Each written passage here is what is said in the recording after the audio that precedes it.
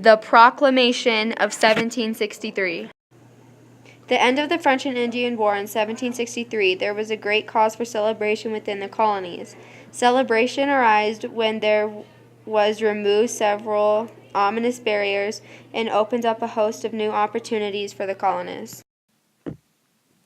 Another thing that occurred because of the proclamation was to every person having the rank of field officer received 5,000 acres, to every captain gained 3,000 acres, to every subaltern or staff officer would receive 2,000 acres, and along with that, to every non-commissioned officer was granted 200 acres, and last but not least, every private man only received 50 acres.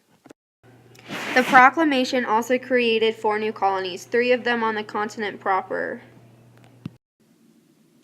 The king and his council showed the proclamation as a measure to calm the fears of the Indians. The Indians grew to think the colonists would drive them away from their lands as they expanded westward. The relationship between the Indians and the English colonists were so poor that many settlers would argue in public places about the fact that Indians had rights to any lands they wished. Last but not least is the reason why the Proclamation of 1763 led to the American Revolution.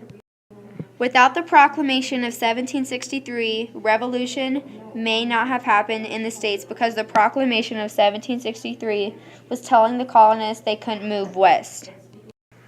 This was because after the French and Indian War, while colonists were moving onto the Ohio River Valley, the Indians were attacking them from coming on their land. In response, King George III sent soldiers to protect them at first. After a while, King George III didn't want to have to protect them anymore, so he made the Proclamation of 1763 saying that the colonists couldn't move on land west of the Appalachian Mountains.